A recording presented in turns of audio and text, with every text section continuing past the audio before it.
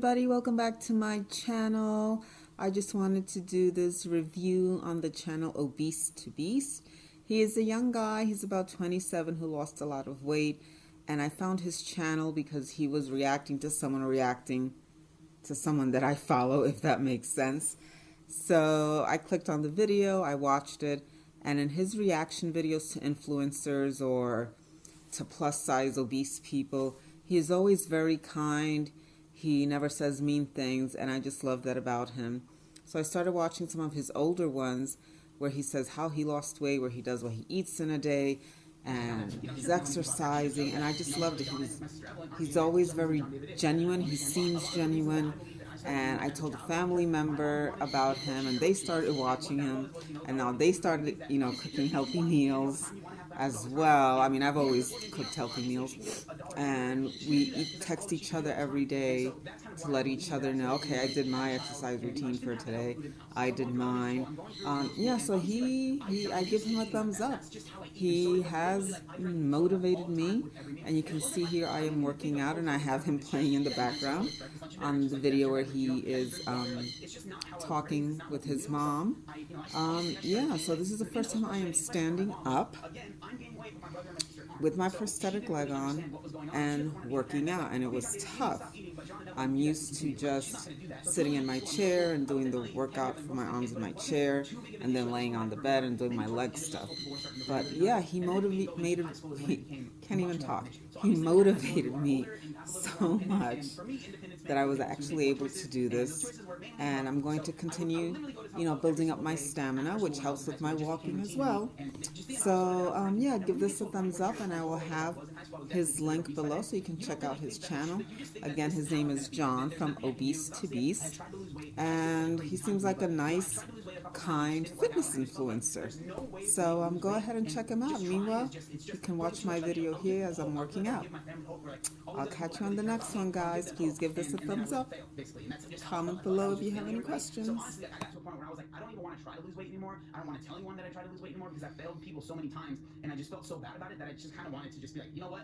I'm never going to lose weight. I'm never going to try anymore. This is just how I'm going to be for the rest of my life. Fast forward to when I graduated, and this is kind of when I want to bring up some of the stuff that Boogie says in his video. In his video, he talks a little bit about how he had suicidal tendencies. I'm not at all saying that I had that, but he was saying that, for him, food was everything. Food was, it was literally everything to him, and I completely agree with that statement. Like, that's exactly how I felt. And he says in his video that people would tell him, like, well, if you don't lose weight, like, you're going to die sooner. He would say, like, that didn't bother me because if you take away food from me, I don't really have anything to live for. I don't really want to live if I can't eat the way that I'm eating, because it's literally the thing that gives me all the comfort in the world. Like, if everything's going wrong, at least I have food. So why would I take that away from myself? Like, yeah, I might live longer, but I would just feel like I have nothing to live for. That's exactly how I felt. And those are thoughts that I haven't even thought about until I saw that video, because I remember people would be like, you need to lose weight because of X, Y, and Z, right? But in my head, I'm like, that would mean that I would have to change the way that I eat. And eating for me is literally like the most important thing to me. Like, this is everything to me. So why would I want to give that up? Circling back to all the times that I had tried to lose weight before, I was in the mindset that there's no way that I can lose weight. Like, I genuinely thought that there was literally no possible way I would lose weight. So why would I even try? Because like in my head, it was like, oh, I'll lose 10 pounds,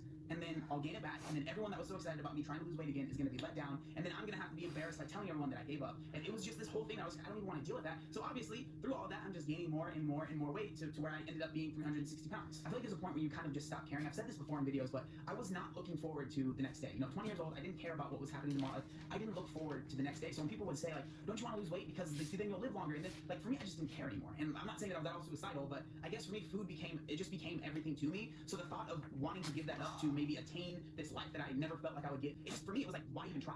Why even try? Because for me, food is everything. Like, I love food so much. Why would I give that up? That's the only thing that's been there for me, from when I was a child. Like, why would I want to give that up? And that's kind of the mindset that I had, I guess, adopted over so many years of being overweight for so long. And then if we fast forward to, that day that I decided that I wanted to lose weight, and I had that amazing click moment that I've talked about so many times. Like, I wish that I could tell you exactly how to get there. I wish that I could tell you exactly how it felt. But it's just one of those things that I really can't explain. Obviously, I'm very grateful for it, but there's nothing for me. Like, if I could give you that feeling, I 100% would do that, but I just don't think that that's possible. I really do believe that there's a difference between, maybe someone that's 20 pounds overweight compared to someone that's like, 180, 200, 300 pounds overweight. And I feel like the main difference, honestly, is like that connection with food and that relationship with food and the mental stuff that kind of goes along with that. Like, obviously, if you're 20 pounds overweight, you're probably just eating a little bit more than you're burning. Your calories in versus calories out, that's probably just a little bit of an issue. Maybe stop drinking on weekends, whatever it might be, right? There's like a couple things you can probably change that will, make it so you can lose that little bit of weight. But once you start getting into the really, really high numbers, I feel like with most people, especially with myself, it's a lot more mental than it's physical. Like, obviously, I was eating a lot of food. I'm not saying that like, it was completely my fault. Once I got out of high school, like, I'm not blaming my mom. I would never blame my mom or anyone else. Like, I was making the decisions, but I was going through these mental battles, and I just felt so connected to food. So honestly, like, losing the weight, the easy part for me was to just, cut calories and stuff like that. But it was the mental battle that I kind of had to fight, and like that I fought for a very, very long time. I'm just getting to a point where I feel like I have a healthy relationship with food, and I'm not relying on food to be, you know, my comfort and all that stuff. But I definitely feel like there's a little bit of a difference between, you know, maybe being 20 pounds overweight compared to being maybe like 200 pounds overweight. But he says this in his video, and I completely agree. And I've actually had the same conversations with people. But he's talked to people, and so have I, about people that have, you know, lost weight and then gained it back, and then lost weight and then gained it back. And whenever I talk to them, it's always because like the mental stuff. They haven't dealt with the mental stuff, and that's why I feel like when it comes to losing massive amounts of weight, people need to realize that it's not just calories in versus calories out. Obviously, to lose the physical weight, yes, I believe that that's very, very true. But when it comes to like the mental stuff, you have to focus on that when you're losing your weight, because if you don't, you'll just end up gaining it back. And obviously, that's the last thing I want. Anyway, to close out this video, I do want to say that I'm not at all trying to make excuses for me getting to the size that I was. I 100% put the blame all on myself. I would never blame my mom. I would never blame anyone other than myself. But I just thought this video would be cool to kind of share with you guys, you know, my path as to why I ended up getting as heavy as I did. And again, I want to say thanks to Boogie for making your video, because it totally inspired this video of getting to that nutritionist, and it just seemed like whatever I did, and I did, this was kind of my train of thought. I could see what was happening. They was gaining weight and gaining weight, but I also wanted John David to have a safe place to be, because I could see the stairs. And in middle school was where it was becoming like, this isn't something that's going to go away by itself. His dad would tell me, oh, he was in grade school, don't worry about it. It's gonna, he's gonna get taller, he's gonna thin out. I got him in rec center football, he went rec center basketball. You know, I was doing those things to try to get him more active, and with the time that I had, and like I said, I didn't have a lot of time, which, you know, saying all that, it just doesn't even make sense. But in middle school, I remember you were in PE, in the PE class, they had to run a mile, and they had to better their time. John David was the biggest kid in the class then, and he was having a really hard time with it, and the PE teacher was just not giving him any grace or anything, was just pushing him, and I don't know if you guys know where we live in East County of San Diego County. It's hot out here. Yeah, it's hot right now. Yeah, it's pretty hot today.